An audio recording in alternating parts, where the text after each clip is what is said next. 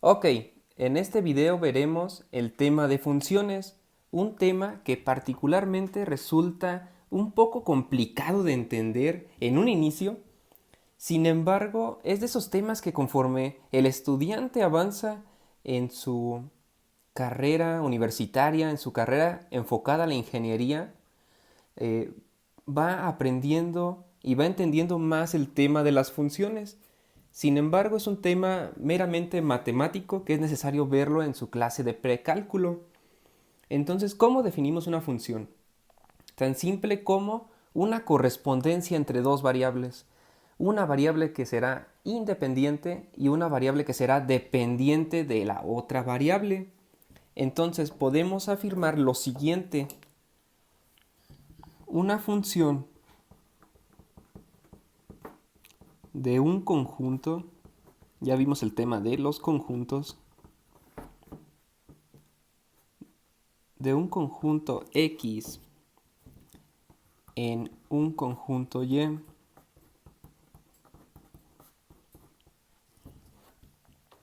es decir, una función f va a permitir la correspondencia entre ambos conjuntos, del conjunto X al conjunto Y.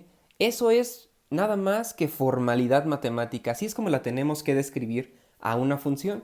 Vamos a entrar más de lleno al tema para ver qué es lo que nos intentan decir con esa formalidad matemática. Bien, el conjunto X ya lo conocemos y es lo que hemos escuchado que denominan como dominio. Es el dominio de f. Y y entonces no va a ser otra cosa que el rango de f. Nosotros al afirmar esto podemos escribir lo siguiente, que y entonces es una función de x. ¿Qué función? No sabemos cuál función. Puede ser una función lineal, una función de potencia, una función de un polinomio, por ejemplo, logarítmica, exponencial, que ese sería el siguiente tema. No lo sabemos de momento, pero es una función. Lo que sí sabemos es que esa función depende de esta variable independiente x. Es lo importante y con eso es lo que nos tenemos que quedar de momento. Ok, puesto que con lo que escribimos aquí, y depende de x, por lo tanto, afirmamos que y es la variable dependiente.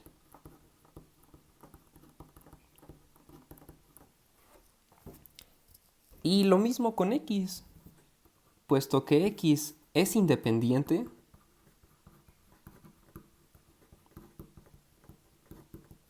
volvemos a repetir su nombre y afirmamos que x es la variable independiente.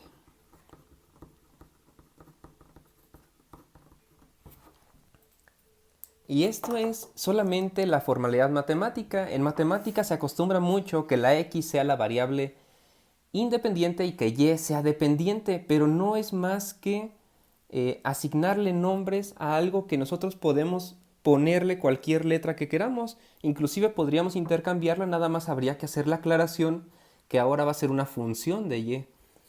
Pero por lo mismo es un tanto confuso para el estudiante. Veamos un ejemplo de física básica. Por ejemplo, tenemos que la velocidad ya sabemos calcularla de una forma muy básica. Es la distancia entre el tiempo. Y aquí podemos hacer um, una distinción. Vemos, por ejemplo, que la distancia va a ser en la mayoría de los casos constante. Es decir, en cuánto tiempo recorro 100 metros, 1 kilómetro, etc. Y el tiempo, por ende, es el que va a resultar variable. Entonces aquí, si pueden observar, ya le cambiamos el nombre a nuestras letras. Ahora B, podemos afirmar que es una función del tiempo. Y pueden ver cómo t toma el lugar de x y v toma el lugar de y. Esto quiere decir que v va a ser mi variable dependiente. ¿Por qué? Porque depende del tiempo. La velocidad va a estar variando dependiendo en cuánto tiempo yo recorra tal o cual distancia. Y así es como lo ponemos. Esto es muy importante en el estudio de la ingeniería. Ahora bien, vamos a ver un ejemplo ya más general. Este fue un ejemplo muy particular y que le ayuda al estudiante a identificar cuáles van a ser constantes, cuáles van a ser variables y cuál sería variable dependiente y variable independiente. Es decir, el tiempo no depende de nada. Es una variable que sigue corriendo, pero la velocidad sí que va a depender de algo, del tiempo precisamente. Esa es la idea. Entonces, si vemos un primer ejemplo, ya en este caso general, hablando de puras matemáticas, tenemos que nuestra función que depende de x, en este caso es x cuadrada. Nosotros conocemos esta función, sabemos lo que sucede, etc. Pero nos piden calcular el dominio y el rango de mi función. ¿Cómo yo calculo eso? Dominio es la variable independiente. Es decir, ¿qué valores puede tomar x? X es mi variable independiente. Ahora bien, x pues puede tomar cualquier valor. En realidad no hay nada que me lo restrinja. Y ahorita vamos a ver a continuación qué situaciones sí que me pueden restringir, qué valores pueden tomar mi variable independiente. Pero en este caso no existe ninguno. Entonces ponemos que x puede tomar valores desde menos infinito hasta infinito. En cambio, el rango, tenemos que ver qué tipo de función es. Es una función elevada al cuadrado. ¿Qué sucede, por ejemplo, si yo tengo un número positivo? 2. 2 elevado al cuadrado, evidentemente es 4. Obtengo un número positivo. Pero, ¿qué pasa si yo elevo un número negativo? Menos 2. Menos 2 elevado al cuadrado, sigo obteniendo 4 positivo. Esto quiere decir que la función que está elevado al cuadrado, la función de potencia, en este caso en una potencia par, no vamos a tener números negativos. Por lo tanto, ponemos la siguiente simbología. Colocamos el paréntesis de tipo corchete debido a que este número sí que lo va a poder tomar, el 0. Es decir, 0 elevado al cuadrado evidentemente es 0. Entonces el rango, mi función y, mi función que depende de x, es decir, y, la variable dependiente, sí va a tomar el valor de 0 y va a llegar hasta infinito. Evidentemente el infinito no lo puede tocar, por eso ponemos paréntesis. De igual forma aquí en el dominio. Esa es la idea de dominio y rango. Ahora vamos a ver, ya que estábamos tocando el tema, ¿qué es lo que tenemos que cuidar? Tenemos que cuidar dos cosas principalmente. Las divisiones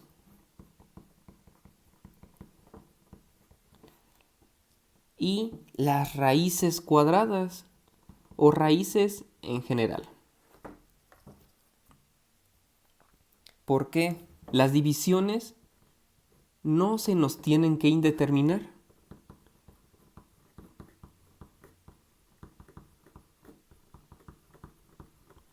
Y las raíces, dado que estamos trabajando con solo números reales, no pueden ser imaginarias. Es decir, yo no voy a tener tal cosa como raíz de menos 1. O, de forma general, no voy a tener tal cosa como una raíz de un número negativo. Entonces, voy a cuidar que mi división, por ejemplo, 1 entre x, x no pueda tomar el valor de 0. Ya sabemos que la única forma de indeterminar una división es dividir el numerador entre 0. En ese caso, tenemos la indeterminación. Ese es el valor que justo tenemos que cuidar. Y en las raíces,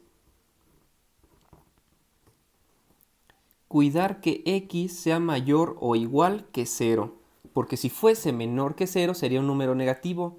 Y raíces negativas dentro del campo de los números reales no existe. Tendríamos que ya trasladarnos al campo de los números complejos. Pero no es el caso. De momento no estamos viendo o tratando con números complejos. Solamente números reales. Ahora bien, vamos a ver más ejemplos para que quede claro. En este caso era un ejemplo. Vemos otro ejemplo. Y vamos a tener que nuestra función de x es igual a 4 más raíz cuadrada de 4 menos 3. Perdón, de x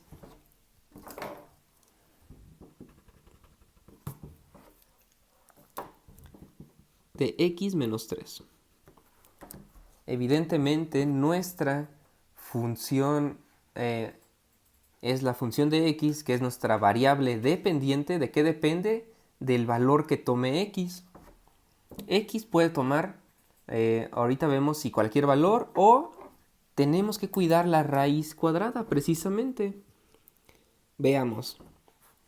Tomando lo que hay dentro de la raíz y lo que dijimos anteriormente, x menos 3 tiene que ser mayor o igual que 0. Esa resta no me puede salir un número negativo, por lo tanto lo pongo así. Simple despeje de los que ya conocemos.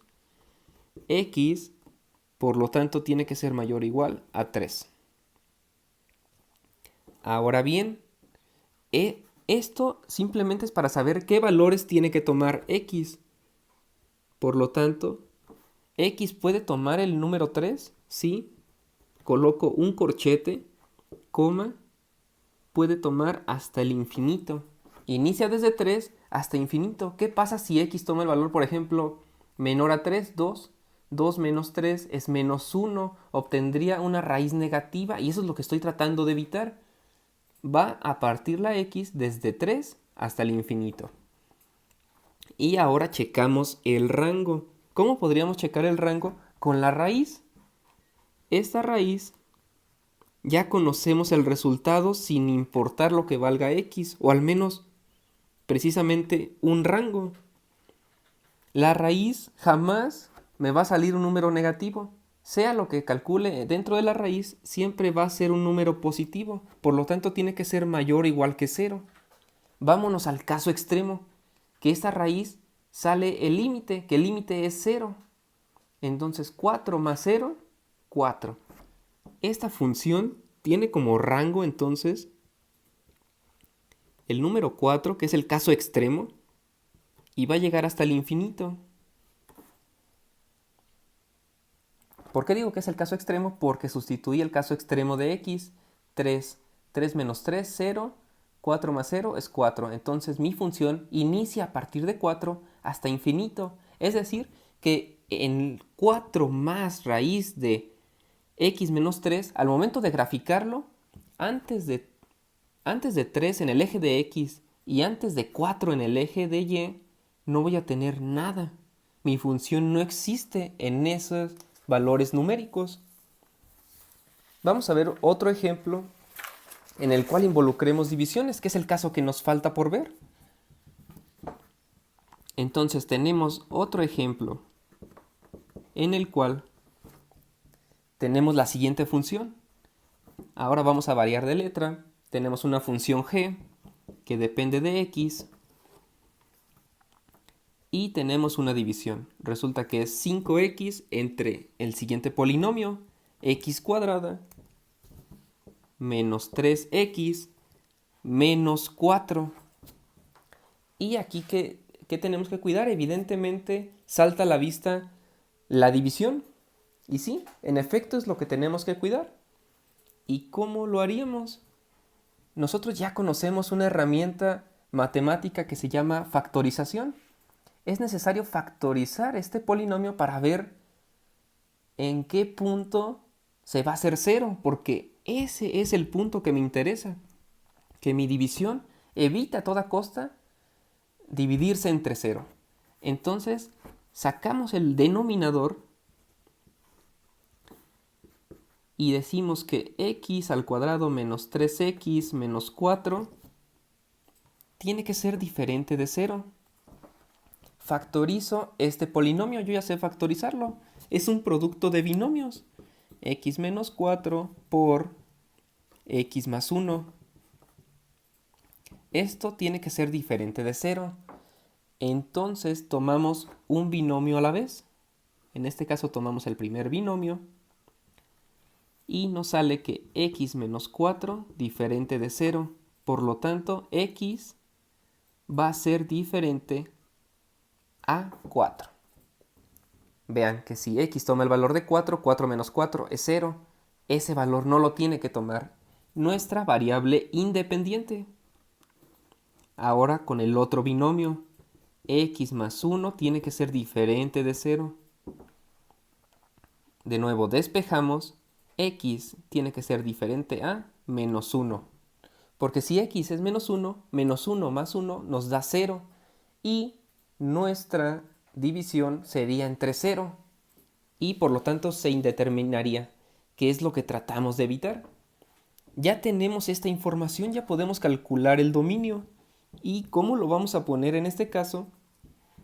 Formalmente lo tenemos que poner entre llaves y decimos que nuestra variable x va a ser tal que, así se lee esta línea vertical, tal que x sea diferente de menos 1 y x sea diferente de 4. Cerramos llaves. Ahora bien, ¿cómo colocamos el dominio? Lo ponemos con lo que nosotros ya conocemos de las operaciones de conjuntos, que es el primer video de este curso de precálculo. Entonces no puede tocar menos 1 ni 4. Pero sí que puede tomar todos los valores anteriores a menos 1, desde menos infinito hasta menos 1.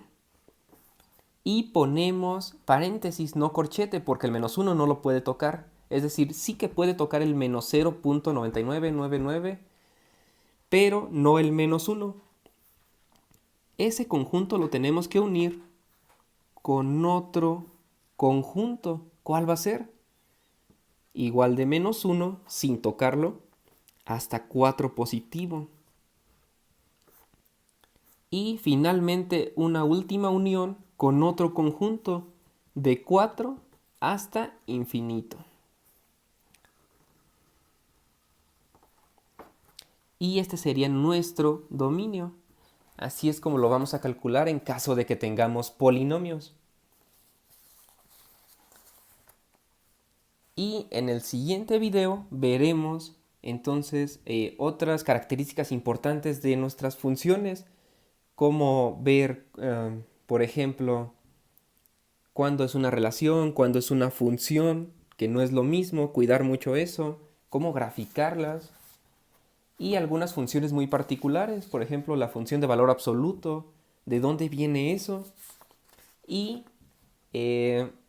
finalmente el tema, digamos, un poco más complejo de esta clase, que es la composición de funciones. ¿Qué pasa si yo mezclo funciones y qué obtendría como resultado?